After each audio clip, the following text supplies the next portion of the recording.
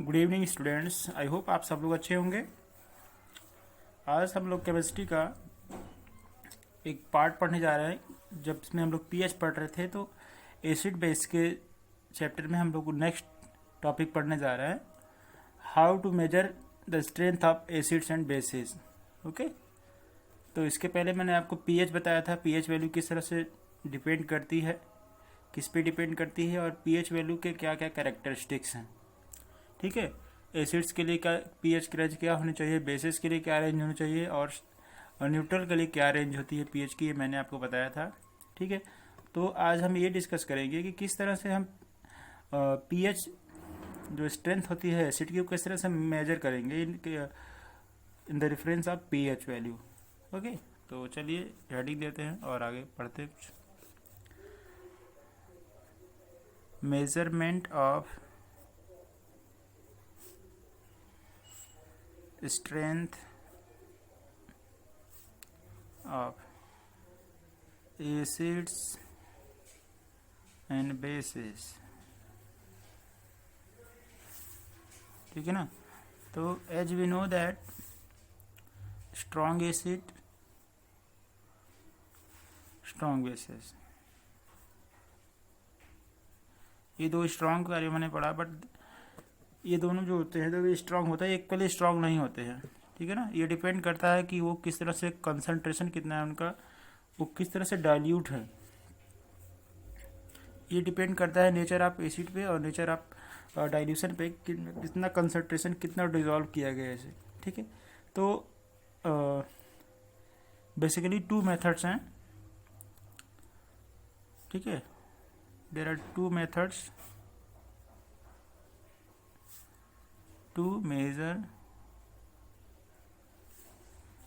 strength of acid and bases base। ठीक है, तो पहली मेथड क्या है, by using a universal indicator. By using a universal indicator.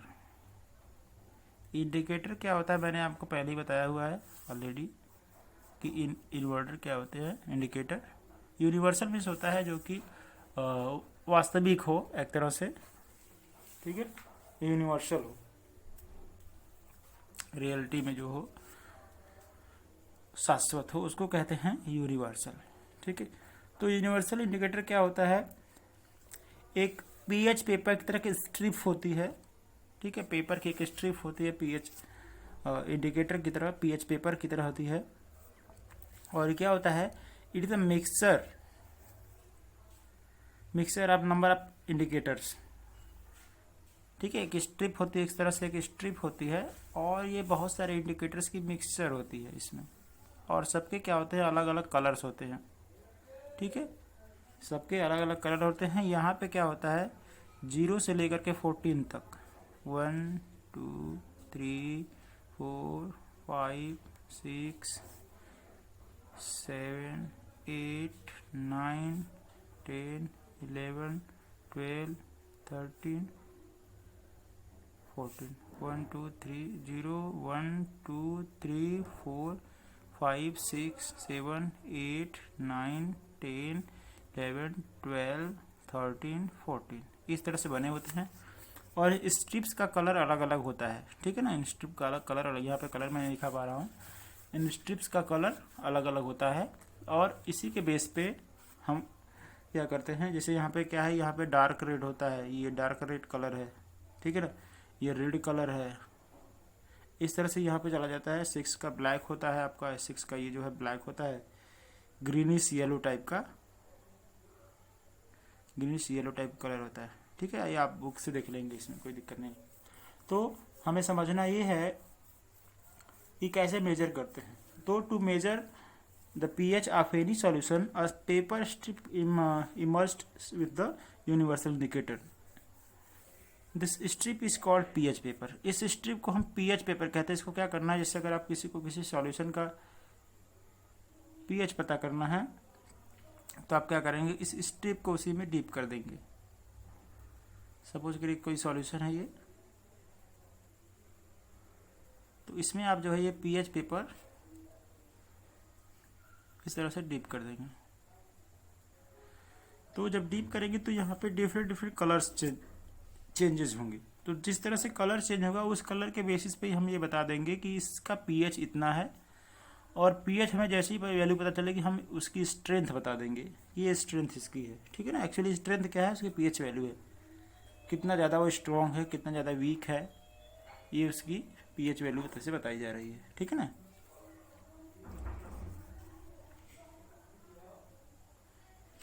तो पीएच पेपर को कैसे फाइंड करेंगे, मेजर करेंगे, पीएच पेपर को हम उसमें डीप करेंगे, और डीप करने के बाद हम क्या करेंगे, उसके कलर को देखेंगे, कलर चेंज जिस तरह से होगा हम उसी के बेसिस बताएंगे किसका स्ट्रेंथ कितना है, ठीक है ना। अब इसके साथ एक और चार्ट दे दिया जाएगा आपको, एक और चार्ट दिया जाता है।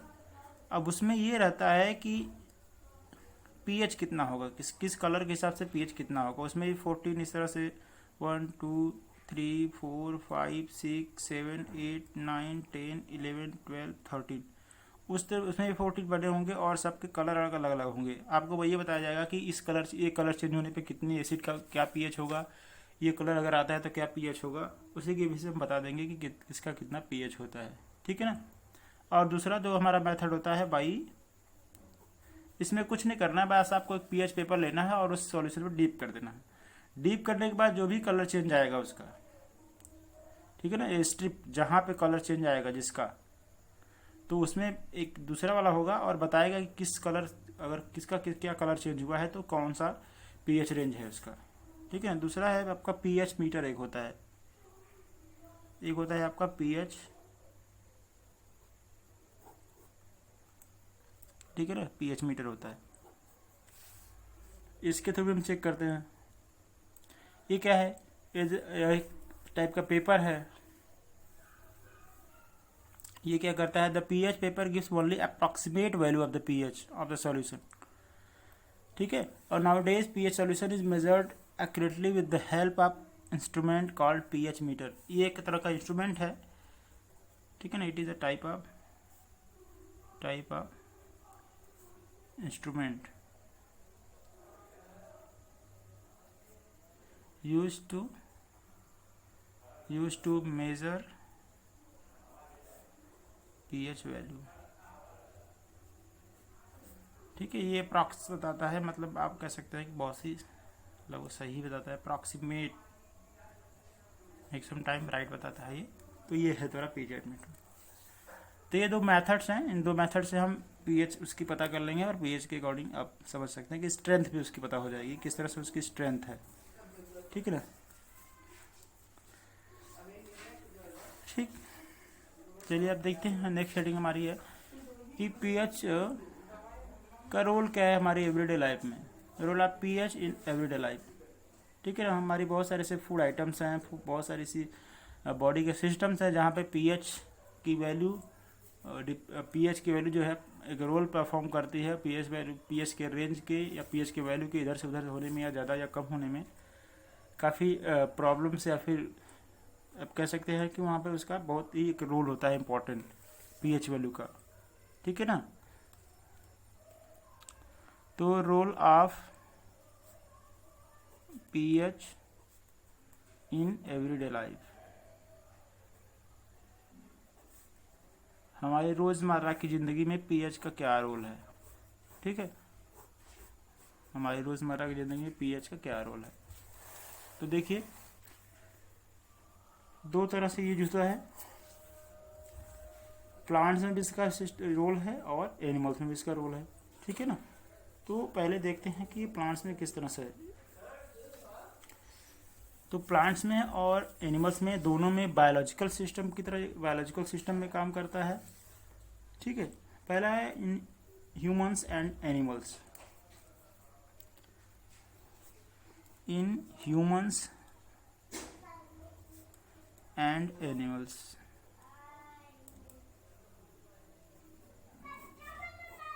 ठीक है।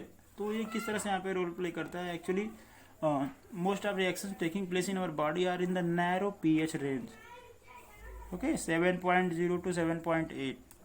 हमारी बॉडी की बहुत सारी ऐसी मैकेनिज्म्स हैं जो एक मिनिमम पीएच रेंज में होती हैं, जैसे ह्यूमन ब्लड, टीयर्स, सलाइवा, ठीक है ना। और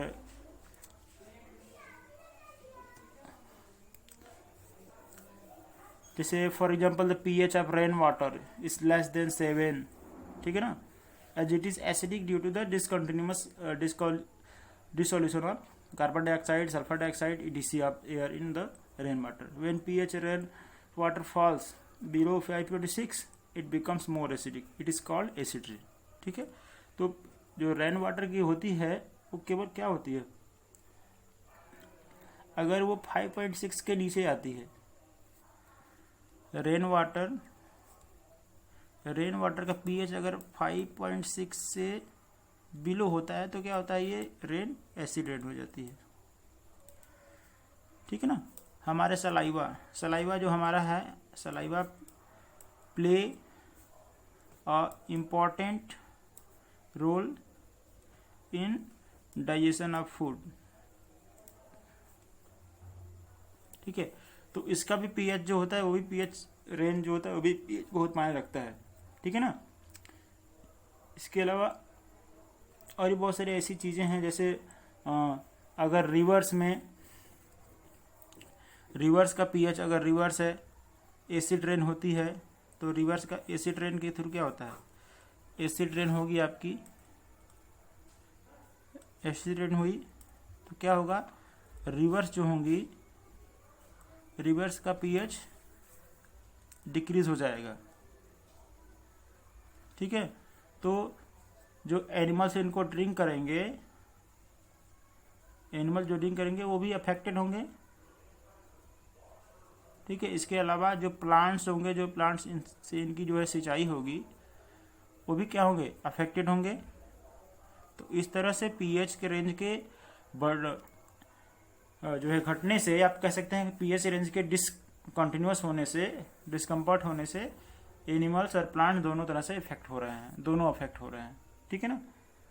पीएच नीचे चला जाएगा तो क्या होगा, आपकी नदियों में जो भी इसके अलावा जो पीएच अगर डिक्रीज होगा तो यहाँ पे कुछ फिशेस भी होंगी, या फिर आप कह सकते हैं एक्वेटिक एनिमल्स, जो भी एक्वेटिक एनिमल्स होंगे वो भी अफेक्टेड होंगे,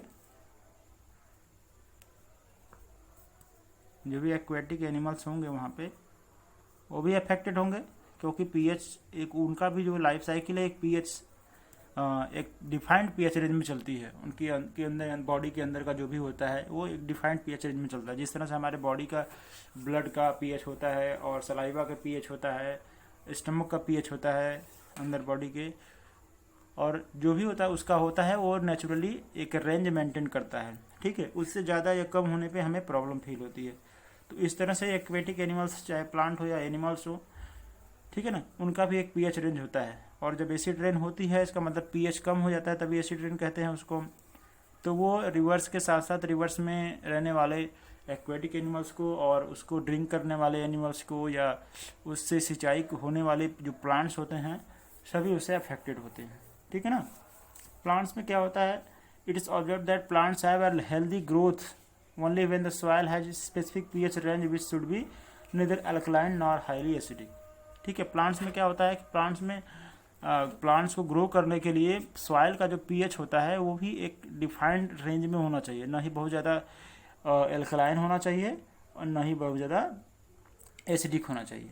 अगर वो ज़्यादा एसिडिक होगा तो भी नहीं होंगी क्रॉप्स, अगर एल्कलाइन हो जाएगा तो भी नहीं होंगी। जैसे आपने देखा होगा ऊसर ज़मीनें जो होती हैं, ठीक है ना, तो ऊसर ज़मीनें जो होती हैं वहाँ पे भी यही प्रॉब्लम होती है कि उसका पीएच बहुत हाईली होता है और फिर इसलिए वहाँ पे कुछ होता नहीं है, ठीक है। तो पीएच एसिडिटी को मेंटेन करने के लिए या बेसिसिटी को मेंटेन करने के लिए हम बहुत सारी चीज़ें करते हैं। जैसे अगर एसिडिटी बढ़ जाती है तो फिर उसको मेंटेन करने के लिए हम क्या करते हैं, चूना, जैसे लाइम जो होता है, लाइम उसको हम डालते हैं, खेत में फेंकते हैं, जिससे कि वो बेस होता है तो एसिड को न्यूट्रलाइज कर देता है, जिससे कि वैसे क्या मेंटेन हो जाता है उसका, ठीक है ना।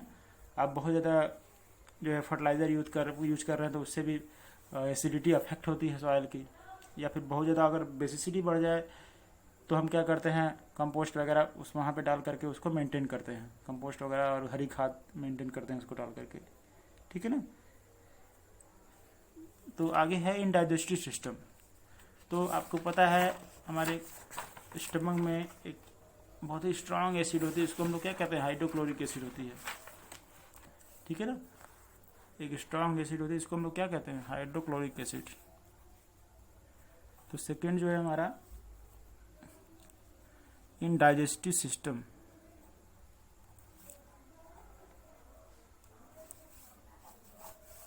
तो यहाँ पे एक हाइड्रोक्लोरिक एसिड होती है,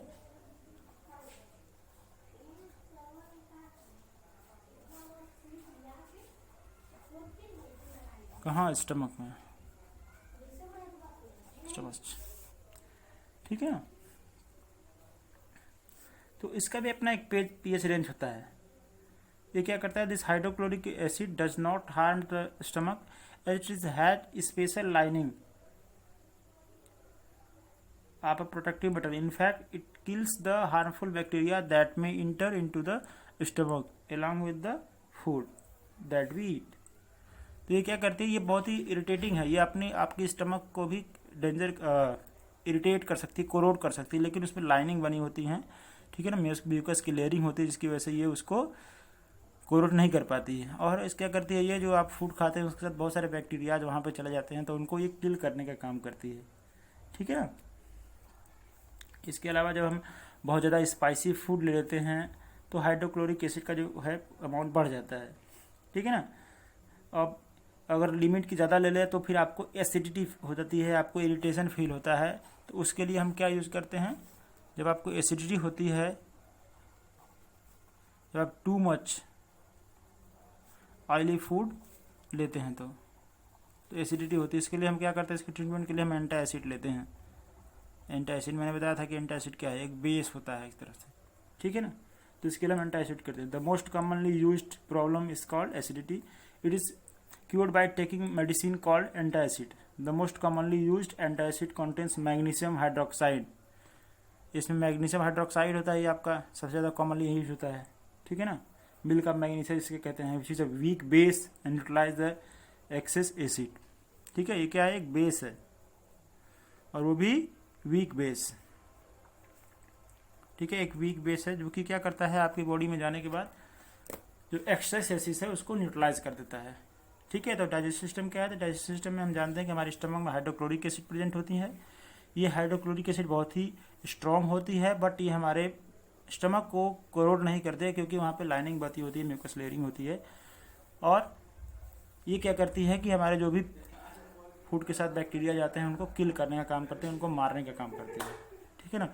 इसके साथ साथ कभी कभी हम बहुत ज़्यादा एसिडिक फूड्स ले लेते हैं या बहुत ज़्यादा कह सकते हैं आपकी ऑयली फूड्स ले लेते हैं, तो क्या होता है, हमारी बॉडी में एसिड बढ़ जाती है। तो एसिड बढ़ जाती है हमारे स्टमक में, तो वहाँ पे एसिडिटी फील होती है। मोस्ट कॉमन, ये बहुत कॉमन प्रॉब्लम है।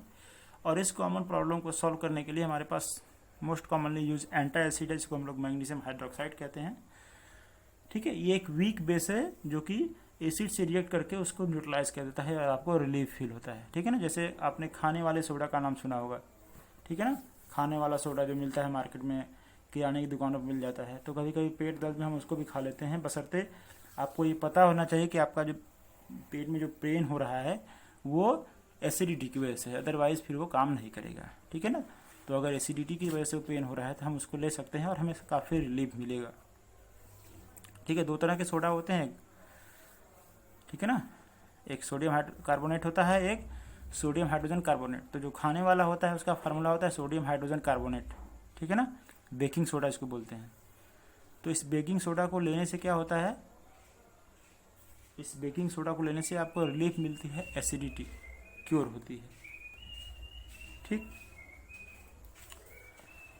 नेक्स्ट है आपका इसका important role, third, tooth decay caused by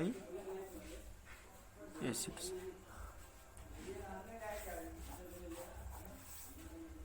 ठीक है ना। तो हमको पता है इनेमल जो हमारा होता है, enamel on our teeth,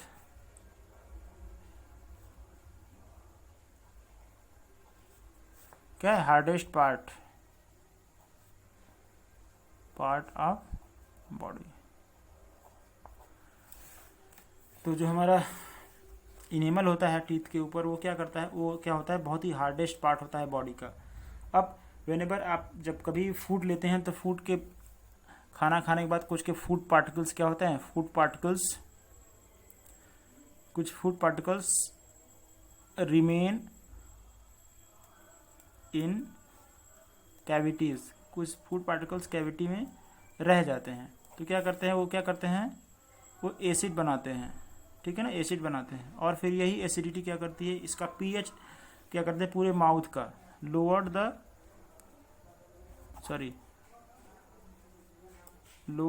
pH of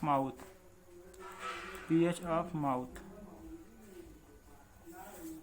तो जब एसिड बनती है तो ये माउथ का पीएच कम कर देते हैं। तो कम करने का मतलब क्या है कि एसिडिटी बढ़ जाती है, और यही क्या करती है, कोरोड कर देती है, आपके एनिमल्स को कोरोड कर देती है। और इस कोरोजन होने के बाद फिर आपको ठंडा पानी या गर्म पानी लगने लगता है, ठीक है ना। क्योंकि जो टीथ जो हमारा होता है वो कैल्शियम फास्फेट की तरह बने होते हैं, ठीक है ना। तो इस तरह से वो कोरोड करता है, जैसे कि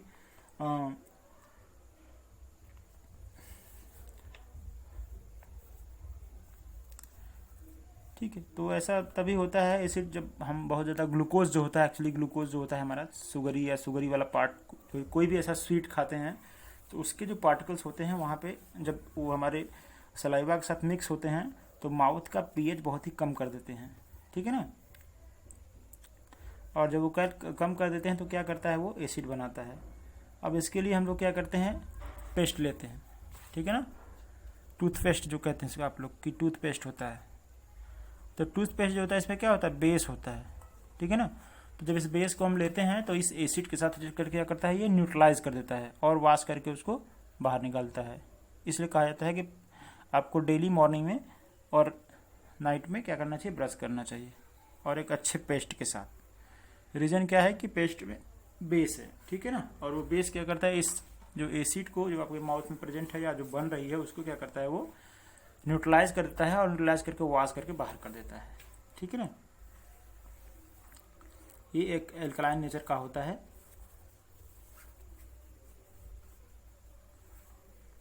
और अब देखिए टूथपेस्ट जो मैं बता रहा हूँ इसका पीएच भी आप चेक कर सकते हैं, इसका भी एक आप सॉल्यूशन बनाइए और फिर पीएच पेपर से या पीएच मीटर से इसका भी पीएच हम चेक कर सकते हैं कितना पीएच होता है, ठीक है ना।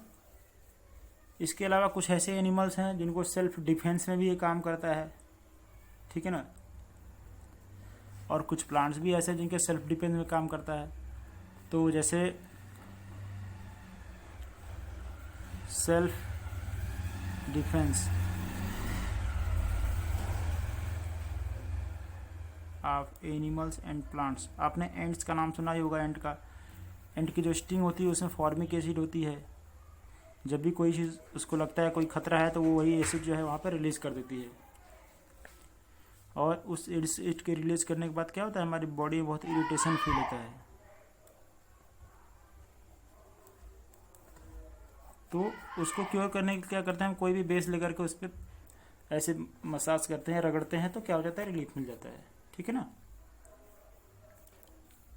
या फिर कभी आपको हनी भी जो होती है या एलो एंट जब कट कर लेती है, ठीक है ना, एंट होती है या फिर आपका हनी बी जो होती है, ये जब हमें कट करती है तो क्या करती है, ये दोनों एसिड रिलीज करती हैं, एसिड रिलीज इन बॉडी में क्या करती है, एसिड रिलीज करती है, जिससे हमें क्या फील होता है, इरिटेशन फील होता है, ठीक है। अब इसके लिए क्या करते हैं, हम बेस लेते हैं और फिर उसको ऐसे उस पर लगा लेते हैं, अच्छे से ठीक हो जाता है हमारा, ठीक है ना। तो ये सब क्या होता है, एसिड जो उनके होता है फॉर्मिक एसिड होता है, इसको हम लोग मेथेनोइक एसिड भी कहते हैं। तो एंड्स की स्टिंग में जो होता है, एंड्स स्टिंग में आपका फॉर्मिक एसिड होता है, हाँ, फॉर्मिक एसिड, जिसको हम लोग मेथेनोइक एसिड भी कहते हैं, इसको हम लोग मेथेनोइक एसिड भी कहते हैं, ठीक है ना।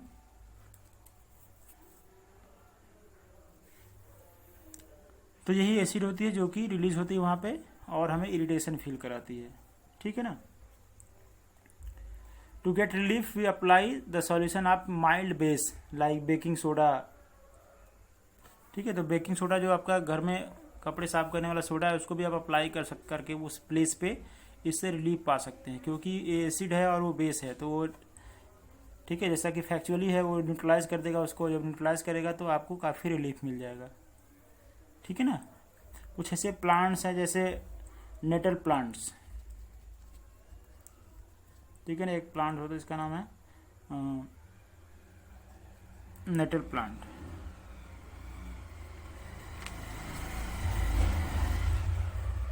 व्हेन वी टच इट, जब इसको आप टच करते हैं तो ये क्या करता है, ये एक एसिड रिलीज करता है। ये भी क्या है, फॉर्मिक एसिड रिलीज करता है आपकी बॉडी में, जिससे क्या होता है हमें बहुत ही पेन होता है। कभी आपको कांटे लगे होंगे, आप कहीं गए होंगे कहीं जंगल में या कहीं भी, तो आप देखते हैं कि आपको बहुत इरिटेशन फील होती है। उसका दर्द तो होता है चुभने का, लेकिन चुभने के साथ इरिटेशन भी होती है। तो वो क्यों होती है, क्योंकि वहाँ से कुछ ना कुछ एसिड या कुछ ना कुछ ऐसा केमिकल सब्सटेंस रिलीज हो रहा है जो कि आपकी बॉडी को पेन दे रहा है, ठीक है ना।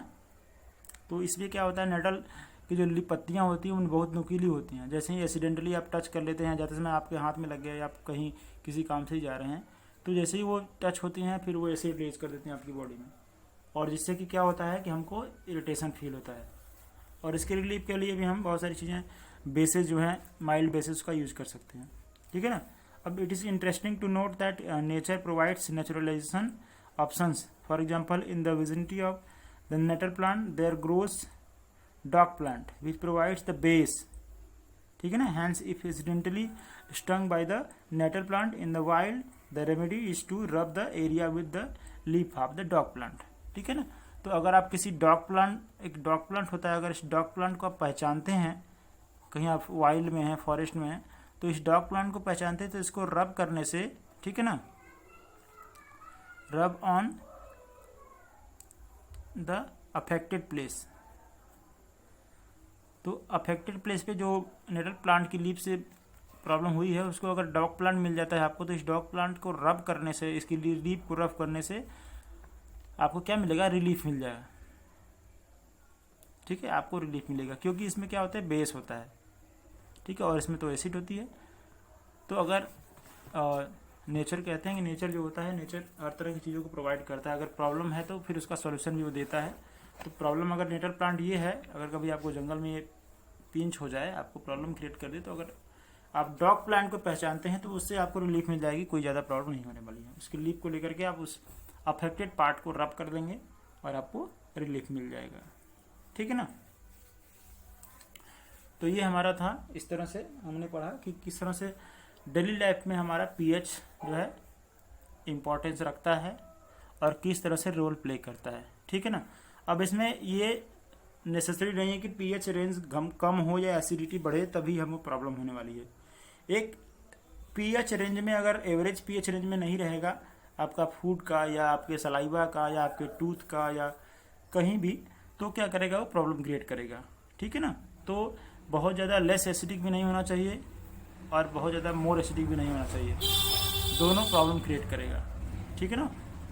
अगर एसिडिटी बढ़ जाती है वाटर में, तो रेन वाटर तो एसिडिक हो जाता है, पीएच उसका स्लो हो जाता है, तो भी वो हार्म करता है। लेकिन अगर पीएच कम नहीं होगा, बहुत ज़्यादा बेसिक हो जाएगा, तो भी वो प्रॉब्लम क्रिएट करेगा। क्योंकि आप लोग जानते हैं कि बेस भी जो क्या होते हैं, बेस भी कोरोजिव नेचर के होते हैं।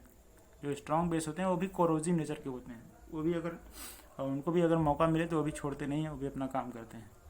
तो इस तरह से हमें ये देखना है कि दोनों कंडीशन में एक वैल्यू जो है कि एवरेज वैल्यू जो है वो होनी चाहिए। अगर वो एवरेज वैल्यू नहीं होती है तो आपको प्रॉब्लम क्रिएट होगी, ठीक है ना। तो हमें किसी भी तरह से मेंटेन करके रखना है। हमें ना बहुत ज़्यादा एसिडिक फूड खाना है, ना बहुत ज़्यादा एल्कलाइन वाला फूड खाना है, ठीक है ना। अपने माउथ को टाइमली वॉश करना है, जिससे कि जो उसमें एसिड फॉर्मेशन हो रहा है वो टाइम टू टाइम वॉश होता रहे, ठीक है ना। इसलिए कहा था कि जब भी आप मुँह धोते हैं तो माउथ जरूर वॉश करिए, क्योंकि आप जैसे ही सो के उठते हैं बहुत टाइम तक अगर आपने माउथ क्लोज करके रखते हैं तो उसमें कुछ ना कुछ फूड पार्टिकल्स होते हैं, और वो फूड पार्टिकल्स जो ग्लूकोज पार्टिकल्स होते हैं वो क्या करते हैं, एसिड फॉर्म करते हैं, और वही एसिड आपके माउथ के स्मेल के लिए रिस्पॉन्सिबल होता है, आपके माउथ में टूथ डीके के लिए रिस्पॉन्सिबल होता है, या कोई भी अगर प्रॉब्लम होती है माउथ में या छाले पड़ जाते हैं तो उसके लिए वही रिस्पॉन्सिबल होता है, ठीक है ना, काफ़ी हद तक वो रिस्पॉन्सिबल होता है। So be careful, wash your hand in the morning in the evening, और इस समय तो आपको हाथ हर घंटे पे ही धोने हैं, ठीक है। और सुबह शाम दोनों टाइम आपको ब्रश करने हैं। सुबह इसलिए करने क्योंकि रात भर आपके माउथ में एसिड बन रही है, तो सुबह वॉश करेंगे, और शाम को इसलिए करेंगे क्योंकि आप पूरे दिन तो कुछ ना कुछ खाते हैं रहेंगे नहीं, ठीक है ना। और दूसरी बात कि जब आप खाना खाने के बाद जाते हैं तो फूड आपके माउथ में चिपका रहता है, तो अगर वैसे ही आप सो जाएंगे तो आराम से एसिड बनेगा, और फिर आपके पीले पीले दांत, और फिर पीले पीले दांतों के साथ कमज़ोर दांत हो जाएंगे, मसूड़े ख़राब हो जाएंगे। तो आपको फूड के बाद भी और फूड के पहले भी ब्रश करना चाहिए, और एक अच्छे पेस्ट के साथ जो अल्कलाइन नेचर का हो, जो आपके माउथ को न्यूट्रल कर दे, ठीक है ना, जो आपके वहाँ की जो एसिडिटी है उसको ख़त्म कर दे। Okay, thank you so much.